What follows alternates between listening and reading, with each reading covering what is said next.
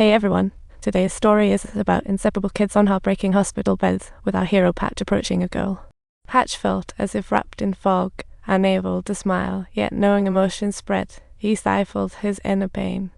He wanted to cheer the girl up, and then he spotted a blood pressure balloon on the table, and suddenly a brilliant idea popped up. He would transform into a circus clown. Soon he had the girl laughing out loud, and more kids were drawn to his wacky antics. Subtitle. Next, he put 2 cotton swabs in his ears, transformed into a bee, and flew around the kids, making them laugh with this simple act. The kids revealed long-lost smiles, not because Patch was especially funny, but because in that dreary ward, they finally felt a slice of ease, and to bring more joy, Patch used a bedpan, ignoring the smell and spreading pure happiness, filling the ward with laughter. The kids forgot the pain of illness, as if the whole world bloomed for them, until Nurse Wendy arrived, interrupting this absurd spectacle. As Patch, full of joy, was about to leave, he saw the serious-faced principal. Fortunately, it was his first offence, and other teachers spoke highly of him. The principal didn't punish him, but gave him a gentle warning. Students can't interact with patients until their 3rd year. Listening to the principal, Patch verbally agreed, but then he secretly snuck back into the hospital, cleverly avoiding the on-duty nurses, and returned to the ward to tell the kids a fairy tale. He shared the kids the beauty of life in his unique way, helping them rediscover their faith in living. His actions drew praise from parents and made nurses laugh. This man, having rediscovered life's purpose, seemed set to win both career and love, returning to Anna. But Anna was not impressed. She thought he was a rule-breaker, an idealist who never put his ideas into action. Patch wasn't discouraged by Anna's prejudice. He patiently explained his every action, while Anna was not in the mood to deal with his persistence. She chose to leave. Patch, disregarding pride, followed. Seeing his persistent harassment, Anna snapped. "I worked hard to get here, and now I have to work even harder to stay. I don't have time to waste on your negative theories. I came here to learn medicine and graduate." Even after setbacks, Patch didn't choose to get discouraged. When the midterm results were announced, Patch ranked 2nd in class, while Anna faced setbacks despite her hard work. Seeing his chance, Patch began to soothe Anna's emotions and even offered to tutor her.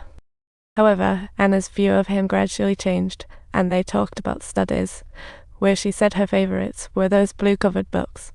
Patch told Anna that just having knowledge from books is not enough. True growth comes from every moment spent with patience. And with that, Patch successfully persuaded Anna, leading her to the ward on a quiet night. He quietly placed a toy gun on the old man's hand, gently waking him up, and they pretended to be beasts with balloons. The old man wildly shot at them, and the colourful dream world Patch created filled the ward with laughter, even casting a spell on the neighbouring old man, because the old man's greatest dream was to hunt on the African savannah, but now he could only spend his days in this windowless ward. However, Patch's surprise today helped him fulfill a lifelong regret. Even if everyone knew it wasn't real, the feeling was just amazing.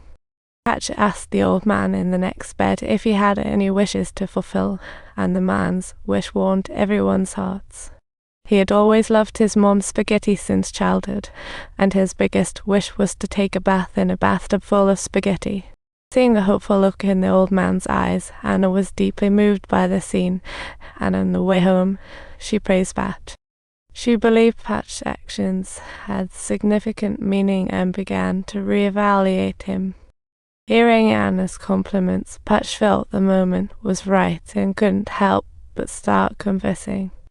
But Anna skillfully changed the subject. Perhaps in her heart, Patch's image was slowly changing. Still, she didn't feel any affection for him, and after exchanging goodbyes, they parted ways. Patch headed to room 305 instead of rushing to the dorm housing the hospital's toughest patient. The nurses avoided this patient, but Patch courageously walked up to him, trying to bridge the gap with a foot massage. But this action was perceived by the patient as an insult to his dignity, and he kicked Patch out after a furious tirade. This was Pat's first humiliation, and even the nurses smirked, but he still didn't give up. So the next day, to the astonished gaze of everyone in the hospital, Patch walked into room 305 once more. Had the patient secretly prayed to God for forgiveness, Patch disguised as an angel to convey God's will. As long as he treated himself and others well in the coming time, God would forgive him for his past sins. Though this absurd performance seemed ridiculous, the patient grasped the intent behind it, let go of the blade, and moved forward. Patch successfully rolled the patient out of the ward, welcoming a new and sunshine-filled future. In the days that followed, Patch continued to wander through every ward in the hospital, spreading endless joy. His antics were endless, like a real angel, easing the suffering of the world and healing every soul.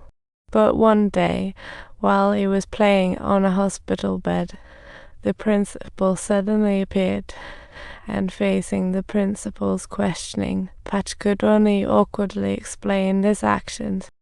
Traditional scientists found that laughter can ease the torment brought by pneumonia. Blood circulation intensifies, boosting the body's resistance to ailments. Unfortunately, the principal wasn't convinced, telling Patch to join the circus if he wanted to be a clown. Hospitals save lives.